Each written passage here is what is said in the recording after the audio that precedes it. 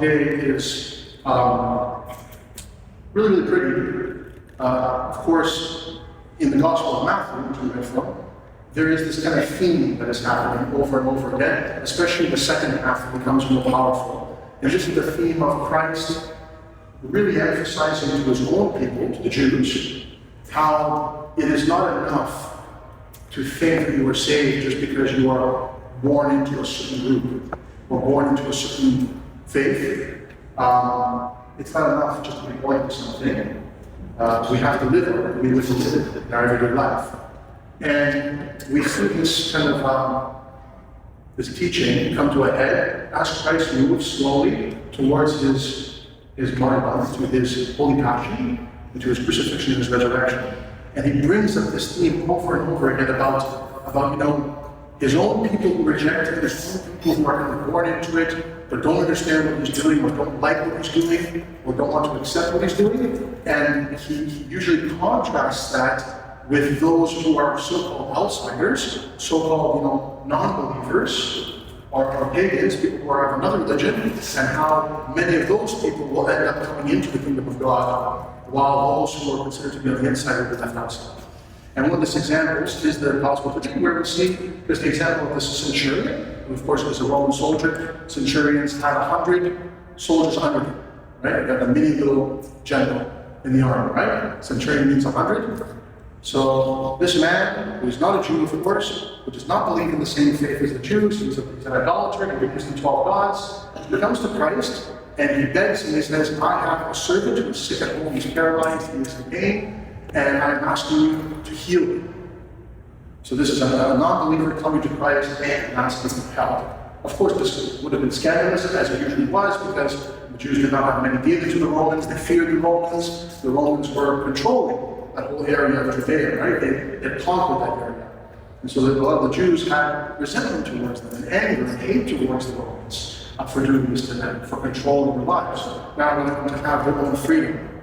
And so now we have the oppressor coming to Christ and asking for help. And what does Christ do? The first response is, I will come and heal him. That's what he says. He doesn't ask him any questions, he doesn't ask them any more details, he just says, I will come and heal him. But the centurion, knowing that Christ is who he is, and recognizing him, even though he's not a Jew himself, he says, No, Lord, you don't need to come. I am unworthy for you to come into my house. Just say the word, and I know that my servant will be healed. You don't need to come all the way into my house. He says, it's like that for me, as a centurion. I am a commander with many men. I tell one soldier, go, and he goes. I tell another soldier, come, and he comes. I tell my servant, do this, and they do it. So if you are the Son of God, I know that if you say it, it will be done. You don't need to come to my home. And the Christ turns to his own people, to his followers, and he says, not even in Israel have I seen such faith.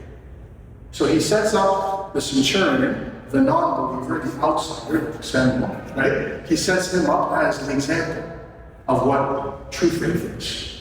And not just true faith in general, but true trust in God. The trust that I trust that you can do it because you said you would do it. And so this is really, really interesting. Christ does this over and over again in the Gospels, where he sets up, so-called outsiders as the example to his own people who seem to be failing all the time.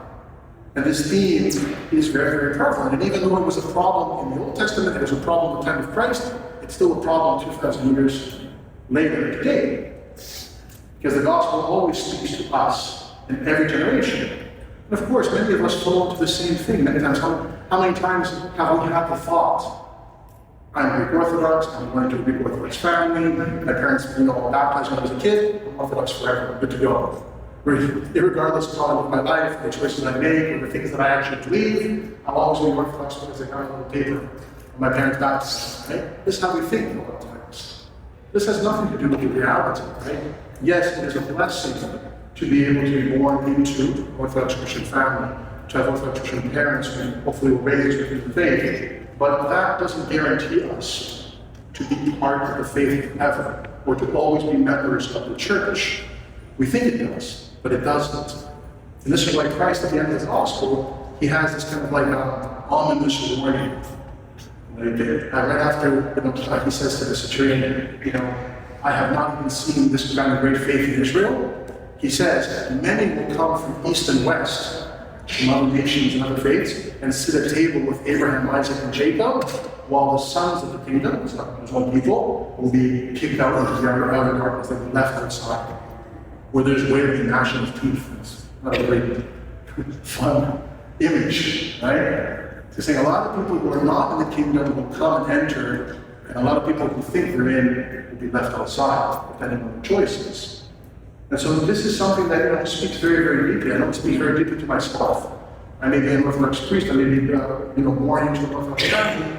I have to be careful every day to read my faith, to stay dedicated, to continue to be faithful in God's mission, so that I am not left out of the kingdom.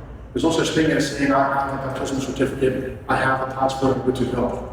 This has nothing to do with the reality. The reality is that I try to read my faith, I try to be faithful in everything that the Lord has asked of me until my dying breath. And this is why Christ is reminding everybody, and especially when you see this theme over and over again, especially in the Gospel of Matthew, you see in the Gospel of John, you see in all the Gospels, this kind of theme of people who have true faith versus people who have kind of a pseudo faith, or kind of a faith based on their culture, or a faith based on their position, or a faith based on their family lineage, but not a real faith, a faith that is actually coming from them.